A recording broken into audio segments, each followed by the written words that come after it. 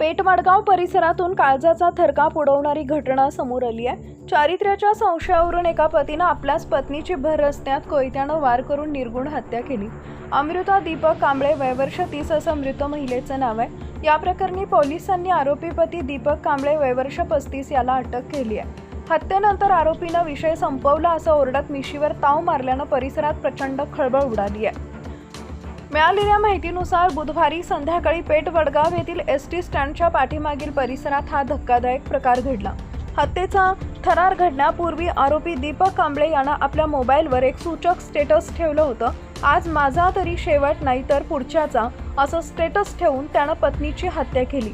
दीपक आणि अमृता यांचा 8 वर्षापूर्वी प्रेमविवाह झाला होता।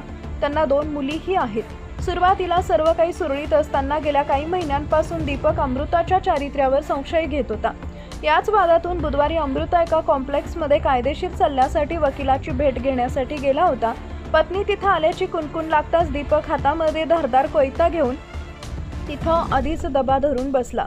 अमृता कॉम्प्लेक्स बाहेर येताच दोघांमध्ये पुन्हा जोरदार वाद सुरू झाला।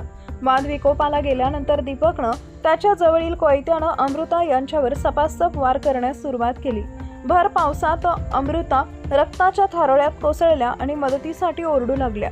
हे पाहून गर्दीतील काही धाडसी तरुण त्यांना वाचवण्यासाठी पुढे सरसावले, मात्र दीपकनं हातातील रक्ताळलेला कोयता नाचवत तरुणांना धमकावलं। ती माझी पत्नी आहे, हे आमचं अंतर्गत मॅटर आहे, तुम्ही कुणीही यामध्ये पडू नका असं ओरडत त्यानं अमृता यांच्यावर आणखी गंभीर वार केले।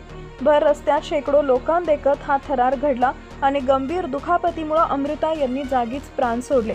या प्रकरणी पोलिसांनी तात्काळ कारवाई करत आरोपी पती दीपक कांबळेला बेड्या ठोकल्या असून पुढील तपास सुरू आहे।